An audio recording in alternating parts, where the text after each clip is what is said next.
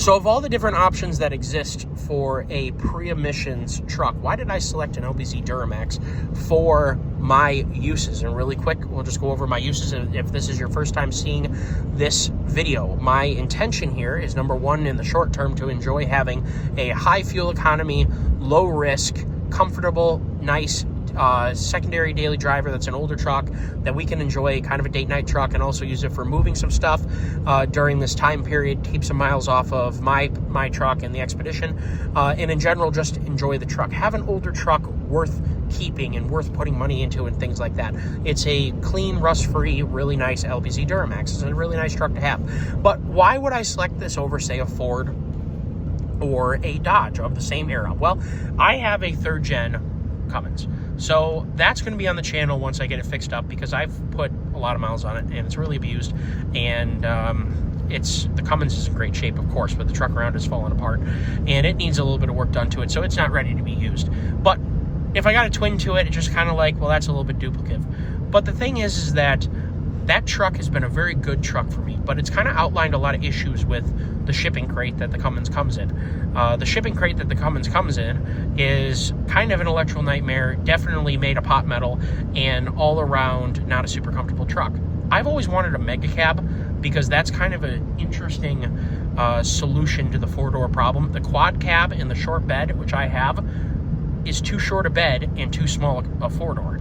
So that's kind of a tough solution for a lot of people, and I got by when I was younger, single and whatnot, but now that I have a family and a child and dogs, the quad cab is not really the way to go. If you were to get a mega, you can't get a long bed unless you go with a conversion from Texas, and of course that costs a lot of money and this and that. And at the end of the day, you still have a Dodge, and I didn't want to have another one of those. The GMT 800s have their own issues, but by and large, they're better than a Dodge. So it's the lesser of two evils. And if you know what movie that I just referenced, please put it down in the comment section. I will be super impressed if you know what I mean by that. All right, how about the Fords? From a Ford guy. This is a 2007. What was being sold in 2007? The 6.0 powerstroke. The truck that it was in was absolutely spectacular. 2005 to 2007 Fords are wonderful trucks. I would love to add a 5.4 or a V10 of that era truck to my stable. Four-door, either short bed or long bed, perfect work truck, or even a regular cab. One of those in a regular cab, like a 5.4 in a regular cab, or a V10 in a regular cab would be super fun too, especially if you got one of the manual trains. That'd be sweet. But those are hard to find. And for what I was looking for, four-door short bed is what I was trying to go here. And so, but the problem is not the truck. Ford makes a really great truck. The problem is the engine that's in it is a total piece of junk. They have their redeeming qualities. The 6.0 had one of the strongest bottom ends that you could find in the whole, well, for sale ever. Any light-duty truck engine, light-duty diesel truck engine, the 6.0 was one of the strongest bottom ends you could buy. The problem is the rest of it sucked. Let's just say you could put common rail on it, and you could get rid of Huey, because Huey is a terrible design. You're still stuck with too few head bolts, and that was the Achilles heel of the whole design. There's nothing you can do to fix the fact that it has less head bolts than a 350 Chevy. Okay? That is the fundamental issue. No matter how big those head bolts get, there's still too few of them. And no matter how strong they are, you're still going to lift heads at some point, and that is the primary concern. And we're not common rail swapping it, so we're stuck with Huey problems between the oil leaks that can happen all through a very oil-dependent system. The injectors themselves wearing because Huey's just a terrible design, and it was terribly executed by Navistar. It's not something that I was going to buy for a reliable truck. I knew that I could buy this Duramax, and with a little bit of, paying attention to its condition and realizing that the prior owner definitely knew what he had in terms of he was taking care of it and things like that, and he knew that it was in good, reliable condition. You can really tell with an owner if they're like reluctant to get rid of it versus like excited to get rid of it. This was not a problem child.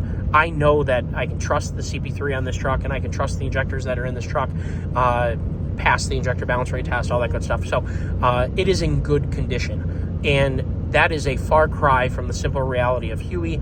It's always going to be wearing. It's always going to be developing oil leaks. They're kind of hard to work on, and it's something that I'd like to learn how to work on. It's just that I don't want it for this application. So that's why I selected a Duramax.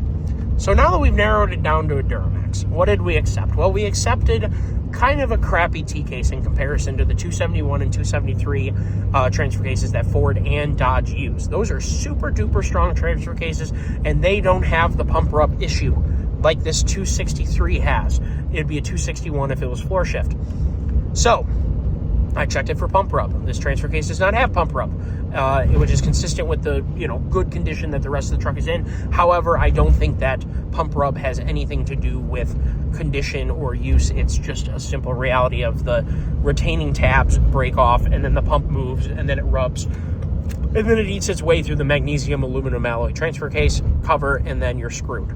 I checked it over. We don't have pump rub. Could it develop pump rub in the future? Absolutely. It's an Achilles heel of this truck. We're stuck with GMIFS for right now. Someday, in some phase, I don't know when that phase will be, I would like to straight axle this truck because it's a truck worth straight axling.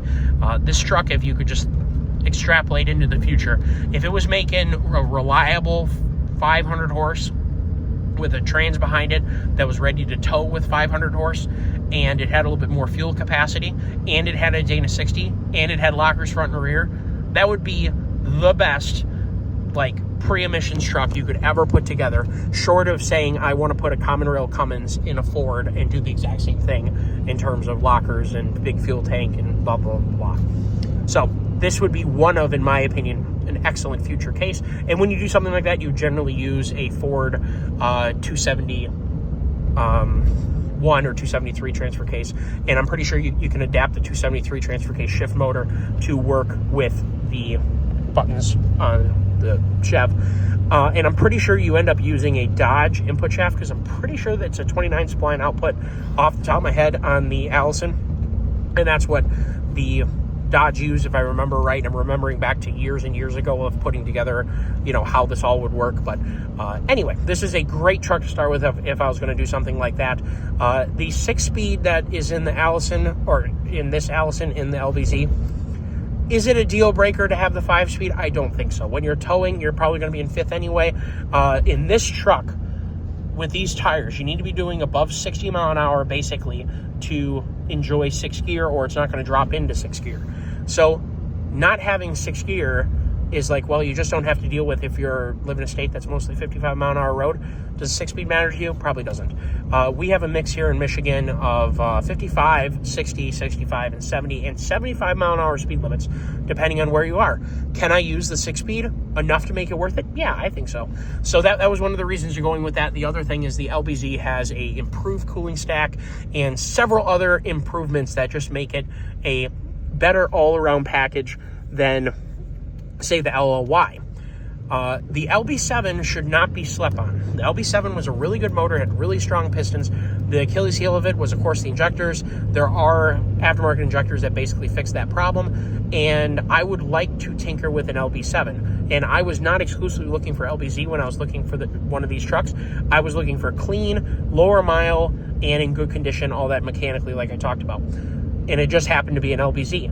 Would I not select it to be an LB7? Or if you were looking for the same thing, it happened to be an LB7, if you find a clean, good condition, mechanically sound, no electrical problem, LB7, I would absolutely jump on that. I would absolutely check injector balance rates, and I would definitely do the exact same thing that I'm trying to do here with an LLY or an LB7. It has no hate between the three.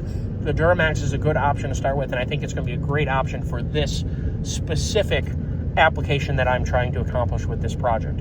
And you guys are going to see this evolve, and basically everything that I end up doing to improve this truck, you can do to an LB7 or an LLY. Hope you guys enjoyed the video. Take care.